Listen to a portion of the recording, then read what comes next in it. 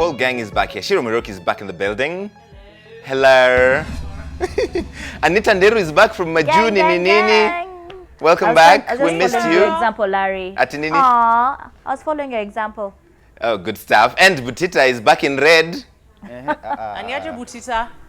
Hey, You're Butita. painting the city red. We're not painting the city red. Let's not do that. But you know what? We have heard more than once of aliens arrested in the country or on transit. But this week there's been a fresh twist on that aliens factor, because this video surfaced online. This object is usually associated with real aliens, not Ethiopians in the country legally. That is, of course, if the said space aliens do exist. The UFO, or unidentified flying object, is said to have been spotted in Muranga and then another one in Meru. Is this some elaborate prank? Ama the aliens are trying to contact us, Shiro? That is such a prank, and that's someone who's really good at video effects. I think that our talent in this area is being underutilized. Kabisa. Because that does not look real at all. I know, Trust right? me, even that, those guys were like, wow, wow, wow, wow. Ebu wow. kamucheki, You guys, look at that. If I saw a UFO that size in the sky, trust me, I'd not be like, wow, wow, wow, wow, wow. So you come and look. You guy, look over there. I mean, they're great at video, trickery. The fact they actually went to record it. Yeah, they're great at video trickery, but they're not great actors. Oh. Yeah. Yeah. Butita, what do you think? Is this a UFO? UFO ni nini? Never mind. As we get Butita to understand what a UFO is, Anita? First of all, Shiro, I love your hair. You look absolutely gorgeous today. Thank you, darling. Thank Butita, you. I like your sister's top. Oh! Oh! What? Burn! What This just is happened? also because I really don't have much to say about the UFO, aside Damn. from I think that's amazing video effects, and they should probably try to do something more constructive with that. Sawa. Butita, a UFO is an unidentified flying object. Umelewa Like the guy sasa? who was hanging off the chopper. Nimeelewa object peke yake. Lakini sasa hiyo object Nadhani ikifly you to ndege, lakini kama hatujui ni nini tunaita UFO, unaelewa? Oh, lakini unajua inaweza kwa ukweli pia to investigate. No. Juu sijaona CSI ikikataa. Na wanakuaga fast kutoka vitu kama hizi zikifanyika. No, man. Don't underestimate the power of The fact Moran. that they haven't said anything goes to show that it wasn't anything It's at nonsense. Okay. Yeah. Well, let's leave that there. Kenyan Olympic champion and world 800 meters record holder David Rudisha is a police officer, and he's proud to be. The king of the track, King David, whom I love to bits, posted a photo of him in a chief inspector's uniform on his Facebook page, which is a side of him that most people don't even know until now. Many are used to seeing me in running outfits, he said, but this is the other look outside the track. Proud police officer, hashtag love your job, Shiro. If you're to fear filingara, did you see his shoes? Nakwambia. But I love that we actually when you look at the all our world beating athletes, a lot Yes. of them are either in the army or in the police force, and we forget that. We forget that a lot of the times. It's really great to get this reminder that they're policemen and women who actually bring honor to this country, not the kind we're used to. You know what I'm Yes. saying? Like the kind that keep people waiting at Bunyala Road roundabout. Well, that's very specific. Yes, I know, right? Those ones. Right, Need all to right. I'm with running. you on that one. There's another one who kept us waiting at Globe Roundabout for 1 hour, 45 minutes. Thank you. I was not happy. I would have run to work if I didn't have heels on. Butita, Ni poa sana, wacha kama mtu ni polisi wacha vaa uniform. Yeah. Lakini kuna wengine pia Kakemboi kuna siku alivaa na sport shoes but bado alitokea poa.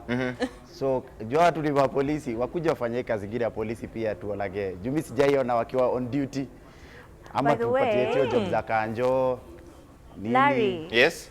I know why there would be traffic. If I was in traffic and he was the one in front of me, I'd get out to take a selfie. I know, and right? there'd be a line after that. And the next thing never you know, move. cars are not moving. Ebu mtu atuambie baadaye But- Rudisha but practice wakiwa And then Wakanja Shiro will be at the watakuwa back there asking, why is there traffic on I know. Bunyala Road? And it is taking selfies at the front. Yeah, and Butis actually raised a really valid point. These guys are, members of the armed forces, whether they're in the army or in But you don't see them at the work. police force. Yes, yeah, When do disciplined they forces, jobo? We want to know, what police station people are stationed anaendaga at. kazi kila siku akienda Toronto Yeah. kukimbia anapewa leave ama nini? Yeah, what happens? I want to know how that works out. Unless, being I an would athlete too. is your duty. I don't know. Yeah, good point. You know what the other nice thing about this? I'm looking at the actual picture on his Facebook page because it's still up. And somebody, Savio Tavares, wrote to him and said, I'm living in Toronto. Oh, sorry, Toronto. I'm a Kenyan living in Toronto. And my son idolizes you and is constantly reviewing your races. He just started running 800 and 1500 meters. And Rudisha replied and said, thank thank you. Your son has what it takes to become the greatest in what he does. Isn't he just the best? Isn't he? He's awesome. King David. King David. Nobody like him. We love him. Also, Rudisha, you owe me an interview on the trend. Please come back soon. Yes. I'll be there. Hiyo uniform ni yake ama atarudisha? You know how ati nini? Hiyo uniform ni yake ama atarudisha? Anyway, so my greatest competition in Wanderlust and traveling outside the country must be the Vihiga MCAs. Most recently, they're reported to have traveled to Tanzania to see how the parliament works, all on the taxpayers' bill. Now, you guys see why it is so tempting to run for office in this country, right? In this country. I can go Wanderlust anywhere, anytime, and you guys would have to sponsor all the trips. And see how easy it is. Like, these guys went to check on devolution in Uganda. Uganda has no devolution, but they went there for a benchmarking trip in Uganda, Shiro. 16 First, you said that they went to TZ to see how parliament works. Yes. Because apparently we have nothing like that in Kenya. It's like completely foreign to Kenyans, so they have to go to Tanzania to see how that works. I mean, come on. You know, we could laugh about this all day long. And I remember even Boniface Mwangi and Power 254, they've actually said this. We should stop laughing at this. Right. Things like this are not funny. Because when you open your paycheck and you see how much the taxman is taking. Na sahi kwanza ni time ya iTax. Watu wanajaza hizo vitu. Yeah, kwanza that iTax. Look at how much you paid Gava last year. Yani, when you look at the amount of money you paid the taxman in 1 year, and then you see some stupid shenanigans of people who are running for office, not because they want to serve the Kenyan people. Oh no, that is not part of their list of priorities. No, they're running for office so that they can run around and eat your money. So don't laugh about this on Facebook, because that's your moolah they're dishing. And they're dishing it shamelessly. And they're doing it because they think in your head that there's not a damn thing you can do about it. But you can do something about it. All right. Send all these guys home. Anita.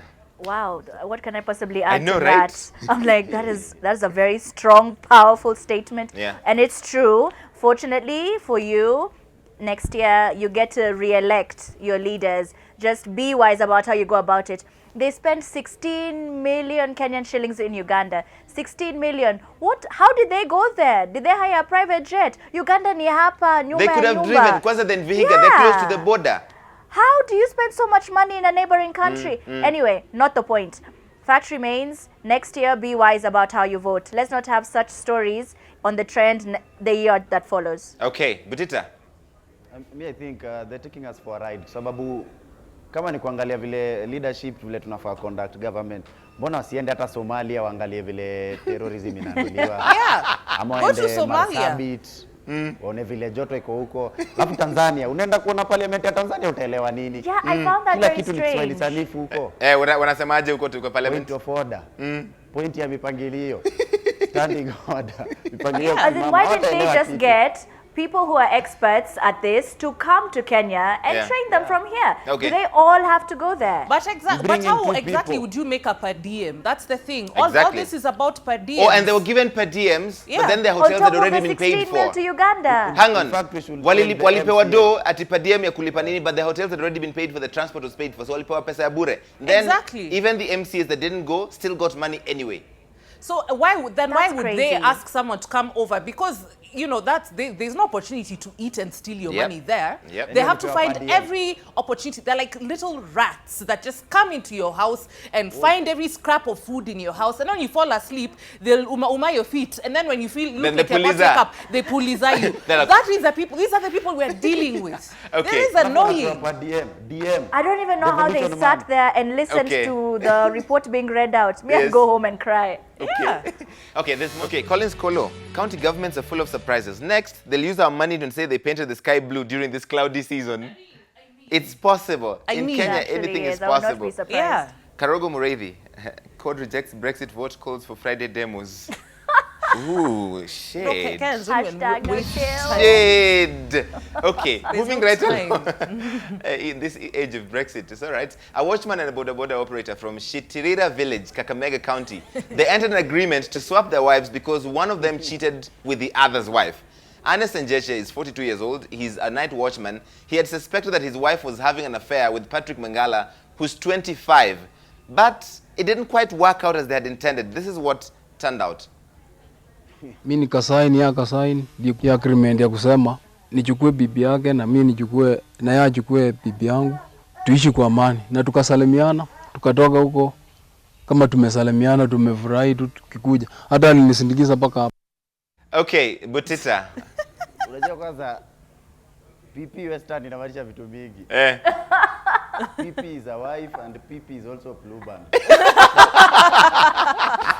So hatujui alimwomba nini. Anaweza kwa limomba blue band. Nisaidie PP yako. Ukafikiri ni vipi? Hiyo agreement lakini. Hiyo agreement walisign. Akanisindikisha. Wakasaineko. Hatuwezi kwa tunaishi hivyo. Lakini pia ukiangalia kama tutiko vitu vya idea poa. Mtu akicheat mna exchange. Na mna sign stab. But you see, the problem is the first guy, the guy who was cheating on his wife with this other dude's wife. I read the whole story. Apparently, see now this guy and the older guy's wife were, having a thing. Yeah. So now the older guy was like, you know what, seeing as you want my wife that badly, you can have her, let me take yours. I'll take yours, yes. So he took this other wife, the one who was also being played. Na meishi vizuri sana. Even the other wife has refused to go back to her husband. Yeah. Like me, I'm being treated nicely. Huyu mwingine alikuwa ananichapa. Now I'm being treated very nicely like a queen. It's the thing. Dudes like these don't want to see the woman they left prospering. Yes. They don't want. They want to leave you in misery, pain, anguish. Now, when they see you prospering, you start looking nice, your hair is made, you're stress-free. Unakaa una shida. You've even started putting filters on your Instagram photos. That's when he's like, hey, this is what is happening. Because he does not want to see people happy and he's not part so of ni the wivu equation. tu. Ni wivu. No, this is a case of the grass looking green on the other side. Then you go to the other side and there's no grass at all. So, the woman who went to the other guy, now the one who was the cheatee, went to her parents' house. She was like, I'm not going back to that guy's house. I want my husband to take me back. And then the husband was like, me, I'm happy with this other man's wife. Niko sawa, if you want to come and stay, kuja pia, I'll stay with both of you. So this other guy is very bitter. So he's even threatening death. He's like, I want my wife back. I love Third world problems. Ni kama maisha yake, Butita, ni kama maisha yake improve. Lakini ni transfer window, Larry. Oh my God. Nashika sufuria unapigwa picha, transfer successful. Was there cuckoo involved? Oh my God. Okay, let's stay in Western. This is the second last story from Western. Miss Tourism Bungoma, Catherine Sabina, is going down in history books as the first victim of the Bungoma wheelbarrow jokes. The pageant winner reported to have referred to Bungoma as the wheelbarrow county and prompted her county officials to denounce her. Wakasema huyo tumjui. You don't just let cut off the bag on your county like that. They caught feelings. They said, no, she's not from our county. Atumtaki. Done. Shiro. But it's not that she let any cut out of the bag. We all knew. No, but she said embarrassing things.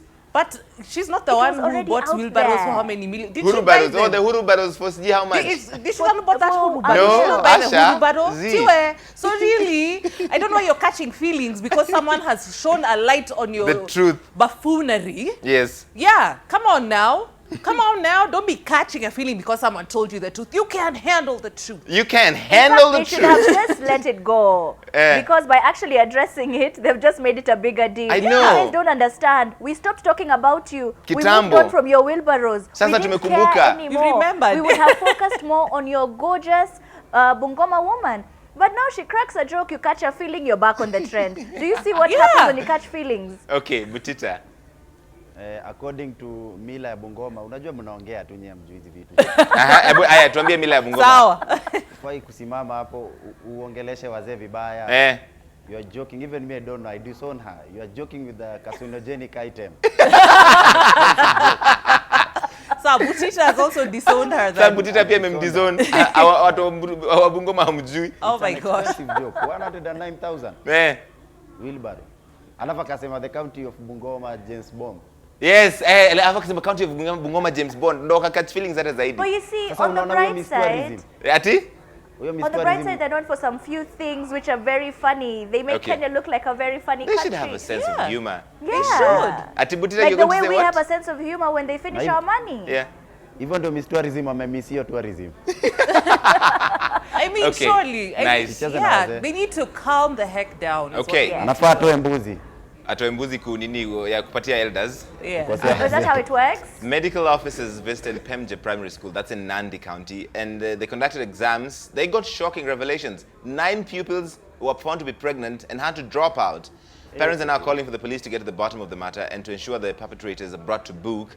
Such investigations are always as difficult as convincing the girls to reveal the identities of the individual who impregnated them. I said individual because, you know, with the mafisi, you can never be too sure. Inaweza kuwa hata ni mse mmoja amefanya hizo vitu zote. Like a serial impregnator, you know? These kids need to go stay with my mother for 1 week. What did your mother do for them? Mrs. Josephine Deru is a very strict woman. She will first of all find out who's the man or the men responsible for all the 9 pregnancies, and on top of that, she will handle the men plus the young girls. They will be in line in less than a week. Your mother sounds like superwoman. Yeah, she is, but it's very wrong. This is the how manyth case we're talking about on the trend. I know we were talking about this so many times. How are 9 girls in high school pregnant? It's very disappointing. Shiro. I think for me, it's like I'm kind of torn because I don't know if it's a case of them being impregnated by their peers, then it shows that there is a need for sex education in schools. Yeah. As in, let's not put our heads in the sand. Even though we don't talk to young people about these things, they're still gonna do it anyway. Yeah. That is the case if they're having, you know, sex with their peers.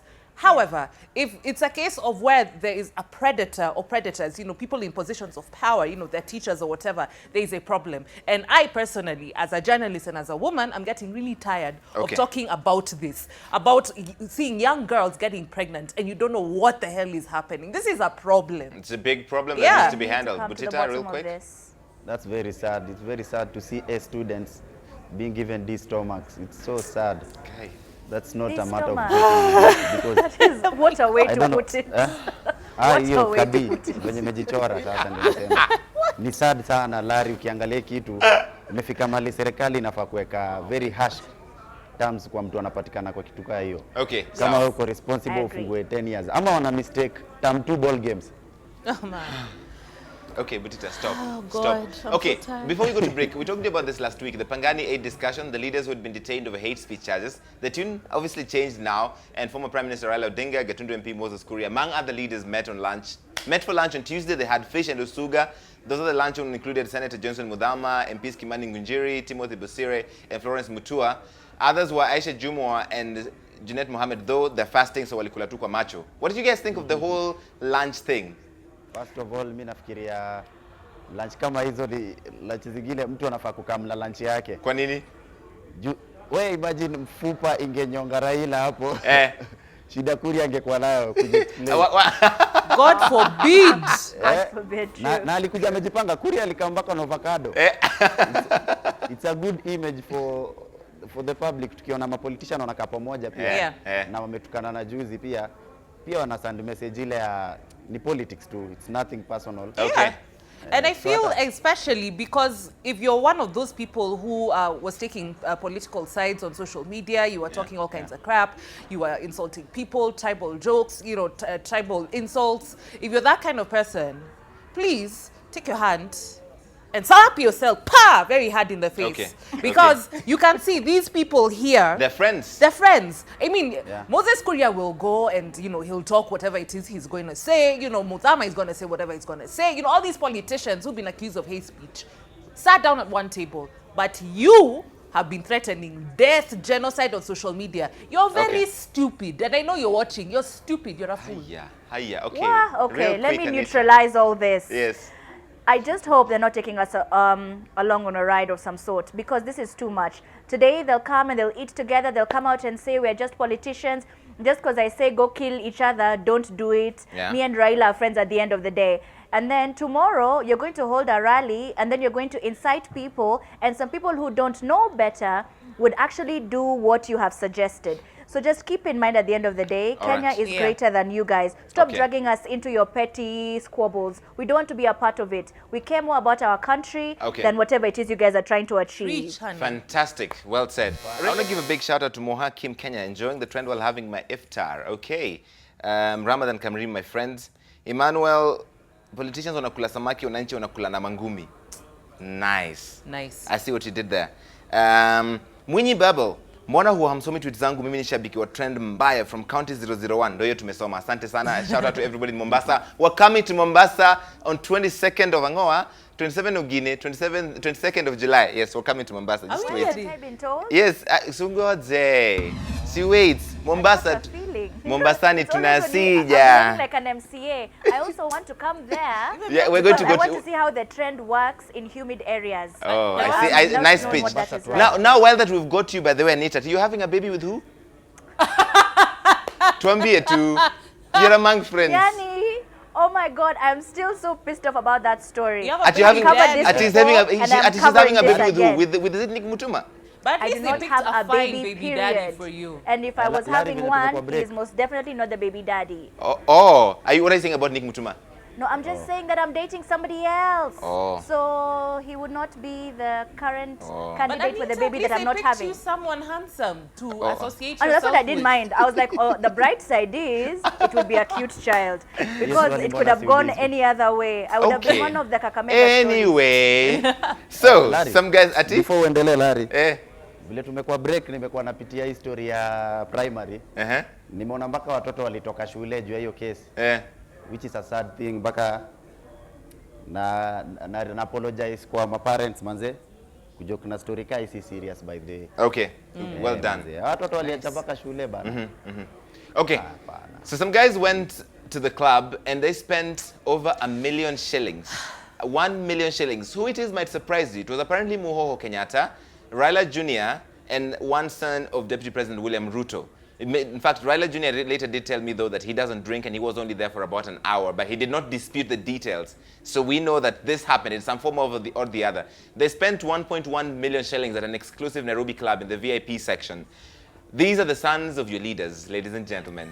Shiro. I don't even know what to say. To be quite honest, like, you know, people have laughed about this and tweeted about this and Facebooked about this and Instagrammed about this all week. But the thing for me that's most insulting for me as a Kenyan is, okay, fine, you're spending 1 million shillings. Yes. Fine, your parents are wealthy, that's fine. You know, that's okay. But if you live in a country where a lot of the population are in deep poverty, and not only are you spending that 1.1 million shillings on drinks, but half of those drinks you used them to wash your hands, that's a bit of a smack in the face for the rest of the citizens of this country. I'm just saying. Okay. A lot of people will not agree with me, but you know, that's how I feel. Like if you're going to spend 1.1 million, drink that alcohol. Don't pour it, don't wash your hands Pouring with it is a little insulting for people who just would want to live even a quarter of that kind of life and they can't. Okay, 1.1 million shillings, Anita, in one night Hey, do you know? on drinks. When I saw that, this is one of the things, let me just break my answer down into various phases. One, I feel the only reason it became such a big deal was because of the people involved. Yes. And as much as I agree with Shiro, to some extent, I mean, it's your money. And what you do with it is up to you. It's just when the information comes out, it doesn't look very good for you. So sometimes you're in the position you're in, you might want to watch what goes on social media. And then who found this receipt? I want to find this sniper. And then when you're in public, listen, when you're in public, there are guards, there are waiters, there's other people there. They will find a way. Things find a way to leak. Fair enough. Okay, so there's that. And then another thing is there's a lot of Kenyans who are just as equally and how they got their money is also, you know, Questionable. Questionable? Yes, Okay. can be brought to question. Spending just as much money. And, you know, people are not talking about it. So how I see it is if you're going to do this, just have one of those private parties where people don't have to see it. That way they Thank won't be you. like, So you trust "How everybody dare who's there, you they won't use go and all snitch." this?" No, it's not that. They've had those parties. Yeah. But nobody really, the details don't come to the public. Okay, Because it all kind of right. looks bad for you. All right, Butita. First of all, I appreciate mtu alishoot hiyo video. Juu it's a message to the public.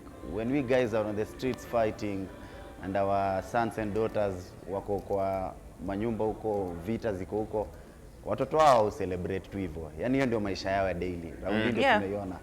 So true. tusikue pia turn against each other kwa watu wenye familia zao zinaendelea poa. Okay. Nini. Speaking of bills, by the way, Yes. lawyer Donald Kipkorir, a renowned lawyer who, full disclosure, is also my lawyer in a small matter against some blogger and a close ally to the deputy president, also set the standards for arguably the most expensive lunch treat yet. So he treated a group of friends out for lunch at Secret Garden restaurant located at Riverside. The total bill, 117,000 shillings, which is, by the way, only 10% of what the Kibaki, the Ruto, Yeah. Raila, Uhuru Uhuru compared to sons what we just spent. talked about. Yep. It's literally 10%. It's 10% of that other bill, yes. But that's what the common mwananchi can afford. Yeah. You see, a common mwananchi can't go and spend 1.1 million. Or 117,000 bob on lunch. 117,000. Me, I had lunch, by the way. I went to the two friends who had lunch at in Madare the Kibanda. other day. Our lunch was 170 bob, which is No. 0.1% of Somebody that. has also tweeted and Muligongwa. asked Larry, Yes. the lunch that Kina Raila had, who paid the bill? Because That's a we haven't big, seen that that is the big receipt question on either. NTV Who was tonight. throwing? Who was Who throwing? was throw- I Raul? think was Raila's throwing son was lunch that throwing the day. lunch. Yes. Okay, Shiro, 117K? I'm just gonna, after this receipt came out, Yes. Wallace Kantai actually put up this Ah. fantastic, post on social media. I love you, Wallace. The shade you threw was unparalleled. I loved it. Basically, his summary was that old money does not Yeah, announce itself. Not even just old money, real money. Oh. Real money does not need to announce itself, basically. Okay. That's what Wallace But he's was always saying. been very flamboyant, you guys. I think it's I only mean- because the receipts have never come to Facebook before. Ah. But he's Okay. always No, been but rather I mean, flamboyant. be with flamboyant. his ways. But I think, it's quite harmless. If you're gonna take your friends out for lunch for 117K, Okay. honey, do you? Do you? Do Okay. you? But when Butita, you shout about it, it makes you look funny and Okay. provincial. I'm waiting for that day that? mtu ataenda hospitali Eh. alipie watu ward aeke that would risiti be kwa nice. Facebook By the way, ama Instagram. Butita Oh. But I see Leo. if they do Ama that, mtu aende they're going to be anunulie. like, you can't do something out of charity and then announce put it it. on Facebook for people to see. Yeah. So Ati- whichever ati way it Butita, goes, ama you're going mtu to be afanye nini? attacked. Go to Marsabit, dig a borehole, Oh. weke risiti social media. How Aye. many boreholes Yeah. would all this money that has been spent washing 1.16. people's hands in the club? How much? And they're going to How pee much that help Okay. alcohol, help Shiro. people? Hang on. Pee it. Speaking of money, by the way, Victor Wanyama, 24-year-old Kenyan soccer international, just moved from Southampton to Tottenham Hotspurs for about 11 million pounds, which comes down to he's gonna get paid. Get this, 35 million shillings a month. That is about 1 million shillings every day, just slightly over 1 million shillings every day. Again, keep in mind he's 24 years old. See your life. See your Larry, life. does Yes. he have wife swap? No, he Because- he has even no wife. Then that's a better opportunity, because now I will not be stepping into anybody's. I'm kidding. Ah, I am very good happy for you. for him. Next week I'm very on happy Pulse. for him. Uh-huh. I found it Next very week on funny. Next week on Pulse. Or is the father Victor Wanyam? I don't have a baby, you guys. I'm just fat. Okay. Anyway. No. Okay. I'm very happy Shiro, for I'm him. out of time. Real quick. Me as a Kikuyu, when I hear 35 million shillings a month, my mind goes into overdrive. Eh. Me, by then, I'd be buying a house in Karen every month. Like Nico Thiambo said it on Facebook, like you be fungaing them at, like fries. Yes. Nifungie tatu. Aya, sawa, Butita. Wanyama, hiyo ni example poa ya talent venye meja Kenya. Kuna wanyama wengi wajatafutwa. So tukamna measures za kudiscover hizi matalent. Aya. Tukuwe na mamilioni wengi ama vipi?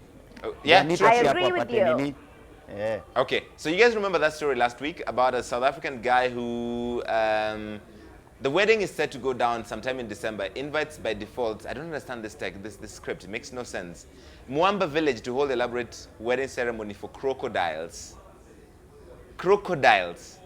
They're You going know, to have a Larry, wedding for crocodiles. When I saw Crocodile marrying 2 wives, I Yes. thought it's like a new Kenyan artist, because we always have the strangest names. Yeah. So I was like, there's an artist we have called Crocodile who's marrying 2 No, women. no, So when I no. look online, I see it's an actual crocodile. Yes. Crocodile. I was like, oh wow, okay, that's interesting. Okay. Anyway, all the best to him and his wives. And his, Yeah. okay, Shiro?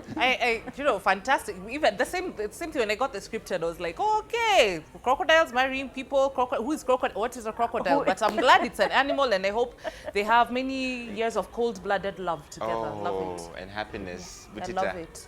Larry, sitakonvert story lakini kuna swali. Eh.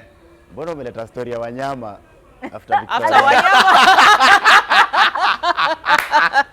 That is a good one. Butita, high five. I see you, Butita. Butita, by the way, No, we man can of see the him match. today. There's a Okay, very I know bright light in front you've of outdone him. yourself today. Can I just mention, by the way, that the Equatorial Guinea president announced his son as the vice president.